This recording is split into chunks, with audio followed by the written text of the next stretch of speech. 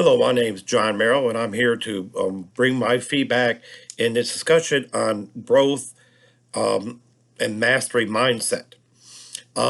When you want to ask about my kind of definitions of growth and mastery learning, I think it kind of piggybacks on a lot of stuff we've already learned from executive function and learner agency. And what I find with having a growth mindset, we kind of build upon the executive function because we teach these kids how to self-regulate. We teach them how to stay organized, time management, and how to persevere. And these are things that are built up in a growth mindset where we want to teach kids how to be resilient and how to work hard and knowing that if they just push themselves, apply themselves, anyone could learn. And I think this is kind of works together when we're doing a growth mindset. Now, in the area of mastery for learning, I think that really comes with learning agency because with mastery learning, we're kind of going at the kids' pace. We're letting them have a little control of how they learn and when they are ready to be assessed on the topic. And I think these are things that is the beauty about personalized learning is because all little areas kind of blend together and they assimilate and they kind of work together all in one area of personalized learning. Now, how would I apply this? Well, how I apply uh, is try to resolve some of the harm that we do a little bit for kids in schools, particularly in the area of homework and common assessments. Now, with homework, what I find is we tried traditionally, we always had it where teachers sometimes have policies of if it's not in that day, I don't want it, or you get docked, 5 or 10 points every day it's late. And I know there's very important about kids being held accountable to that. But what it does is kids kind of get around that whole system where um, it may be a tough subject. So they're just going to breeze through it and just write anything down, or they'll copy it from someone.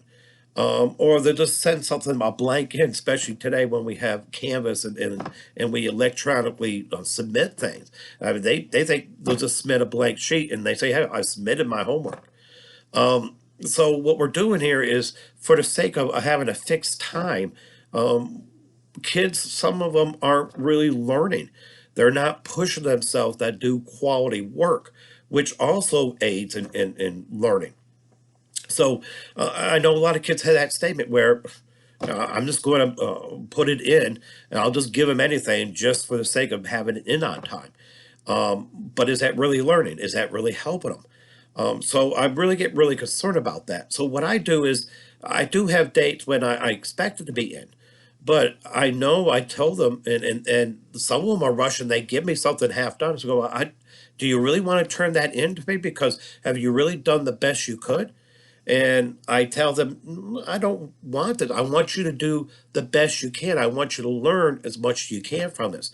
If it's a week late, that's fine as long as you did it your own work and you have learned something from it.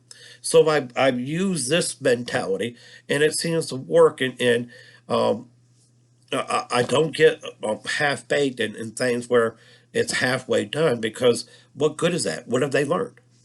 Now, in the area of common assessments, a lot of kids, it's a one shot deal, a high risk, one shot deal where they get grades. And sometimes kids really, for the sake of they don't know how to study or they just don't study at all, they do poorly on a lot of these tests and they get labeled, stigmatized. Well, I'm a C student, or I'm a D student. I'm a failure each time, and it gets reinforced every year with EOCs or milestones or when they have to be the ones that take remediation or summer school. And just kind of eventually that's why a lot of these kids drop out because they're taught that, oh well, that's just me. But we don't want them because we want them to catch up. We want to kind of bridge and close that gap. And what I've done is I used to in middle school when I did I thought I was doing the right thing. I gave them the test, and then I tallied up the most common missed questions. I gave feedback on it, and then helped them correct it with a reassessment where they correspond and they only answered what they got wrong. But what I've done is I found that it's better, all right, to have them master the assessment before they take it.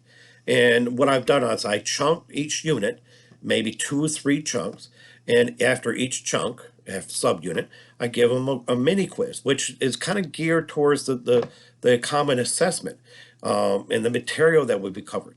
And they take it, and I don't grade it. I just put on, you got a out of 12 questions, you got +8. So 8 out of 12 questions. There's 4 questions you have to, correct. And of course, I don't say, or give me the right A, B, C, or D answer.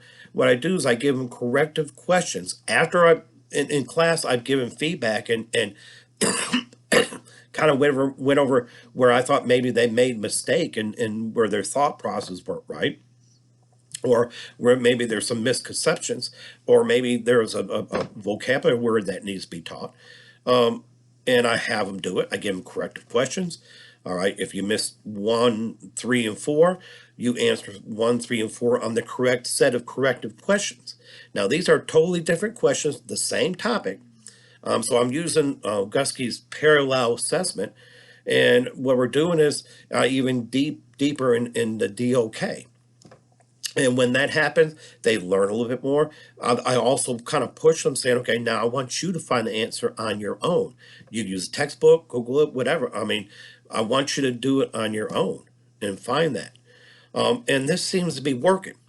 Eventually, what I'll do is they'll take the assessment so that they have kind of been exposed to the common assessment, and I find my scores going up, and they've gone up maybe 10% in the raw scores, right? And this is great. And a lot of my kids are now starting not to regret, and they even are happy that they're doing mini quizzes often, because they can say, well, do you want to be prepared before the test, or you want to take the test and not prepared at all? And they seem to kind of understand that reason.